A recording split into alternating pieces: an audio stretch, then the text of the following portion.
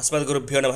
భగవద్బంధువులారా, భగవన్నామ స్మరణ పరమపద ప్రాప్తికి మార్గమని ప్రధాన ధ్యేయంగా తెలియజేసే ముకుందమాల స్తోత్రంలోని శ్లోకాలు, వాటితో కూడిన విశేషార్థాలు తెలుసుకునే ప్రయత్నంలో ఉన్నాము.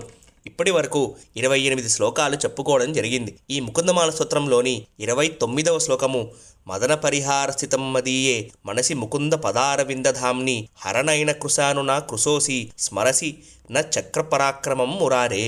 ఓ మన్మధుడా, భగవంతుడి పాదారవిందాలను ధ్యానించే నా మనసులో మోహాన్ని కలిగించకు. త్రినేత్రుడు కంటి మంటల కన్నా తీక్షణమైన నారాయణుడి సుదర్శన చక్రానికి ఉండే శక్తి నీకు తెలియదేమో అని అంటున్నారు కులశేఖరాళ్వార్లు ఈ శ్లోకంలో.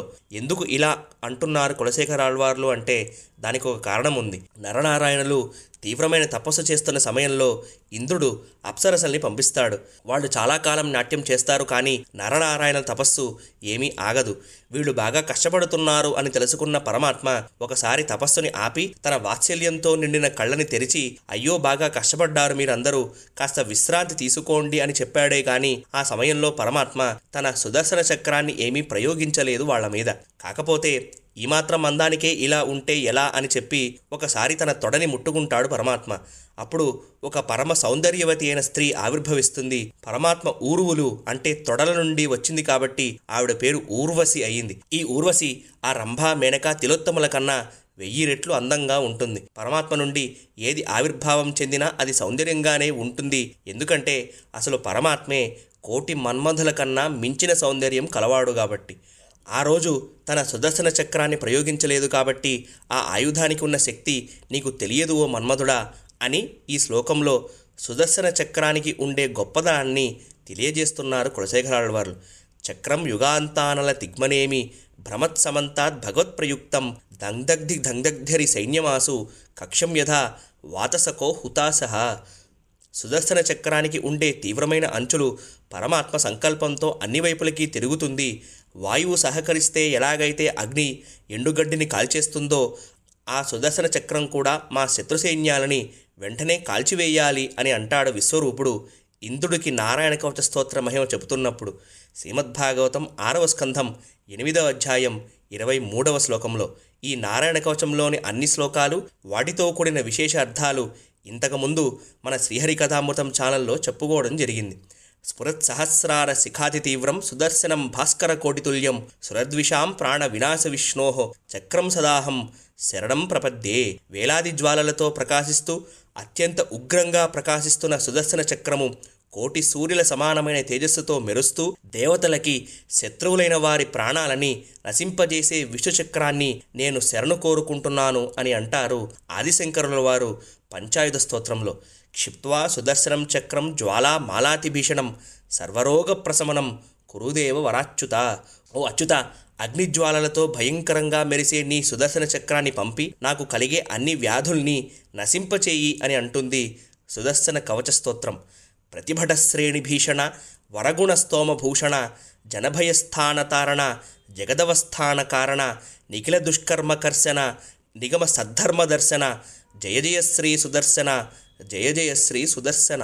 భక్తుల శత్రువుల్ని భయపెట్టేవాడు, అత్యున్నత గుణాలకి మూలాధారమైన వాడు, జనన మరణ చక్రాన్ని దాటడానికి సహాయం చేసేవాడు, సమస్త విశ్వం యొక్క స్థిరత్వానికి మూలాధారమైన వాడు, సర్వపాపాలని పోగొట్టేవాడు, వేదాలకి మార్గం చూపేవాడు అయిన ఓ సుదర్శన నీకు జయము.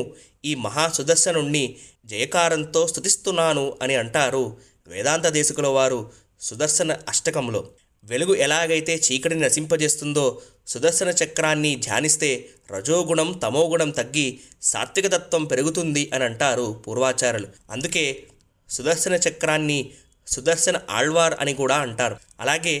అలాగే రోగాలని కూడా నశింపజేసే శక్తి సుదర్శన చక్రానికి ఉంటుంది అని మనం అర్థం చేసుకోవచ్చు. ఈ ముకుందమాల స్తోత్రంలోని 30వ శ్లోకము తత్వం బ్రువాణాని పరం పరస్మాత్ మధుక్షరంతి వసతాం ఫలాని ప్రావర్తయ ప్రాంజలి రశ్మిజిహ్వే నామాని నారాయణ గోచరాణి.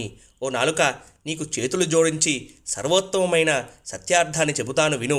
పుణ్యపురుషులకి జన్మసాఫల్యాన్ని ప్రసాదించే మధురమైన భగవన్నామాన్ని ఎప్పుడూ కూడా స్మరిస్తూ ఉండు. తేనెలాగా తీయగా ఉండే ఈ భగవన్నామ స్మరణతో జన్మసాఫల్యం లభిస్తుంది అని అంటున్నారు కులశేఖరాళ్వార్లు ఈ శ్లోకంలో. కృతేయధ్యాయతో విష్ణుం త్రేతాయాం యజతోమకై ద్వాపరే పరిచర్యాయాం కలౌ తద్ హరికీర్తనాత్. కృతయుగంలో భగవంతుణ్ణి ధ్యానించడం వల్ల, త్రేతాయుగంలో యజ్ఞాల ద్వారా ఆ స్వామిని ఆరాధించడం వల్ల, ద్వాపర యుగంలో ఆ పరమాత్మని అర్చించడం వల్ల కలిగే ఫలము కలియుగంలో కేవలం భగవన్నామ సంకీర్తనం వల్ల లభిస్తుంది అని అంటారు సుఖబ్రహ్మ పరీక్షిన్ మహారాజు గారితో శ్రీమద్భాగవతం 12వ స్కంధం 3వ అధ్యాయం 52వ శ్లోకంలో. నామ సంకీర్తనం యస్య సర్వపాప ప్రణాశనం ప్రణామో దుఃఖశమనం తం నమామి హరిం పరం. శ్రీహరి నామ సంకీర్తన వలన అన్ని పాపాలు శాశ్వతంగా నశిస్తాయి. పురుషోత్తముడి చరణాలకి నమస్కరిస్తే దుఃఖాలన్నీ పోతాయి. అటువంటి పరమ తత్వస్వరూపుడైన సర్వేశ్వరుడికి నమస్కరిస్తున్నాను అని చెప్పి సూతులవారు శ్రీమద్భాగవత గ్రంథాన్ని సమాప్తం చేస్తారు. ఈ శ్లోకమే శ్రీమద్భాగవతంలో చిట్ట చివరి శ్లోకం. నామ సంకీర్తన చాలా అమోఘమైనది అనే చెబుతుంది శ్రీమద్భాగవతం. ఈ ముకుందమాల స్తోత్రంలోని మరికొన్ని శ్లోకాలు, వాటితో కూడిన విశేష అర్థాలు ఇంకొక రికార్డింగ్లో తెలుసుకోవడానికి ప్రయత్నం చేద్దాం. అంతవరకు కులశేఖరాళ్వారికి నమస్కరిస్తూ, గుష్యతే యస్య నగరే రంగయాత్రా దినే దినే తామహం శరసా వందే రాజానాం కులశేఖరం కుంభే పునర్వసౌ జాతం కేరళే చోళపట్టణే కౌస్తుభాంసం ధరాధీశం కులశేఖరమాశ్రయే. హరే కృష్ణ. జయ శ్రీమన్నారాయణ. ఎంబెరుమానార్ తిరువడిగలే శరణం. జయ శ్రీరామ్.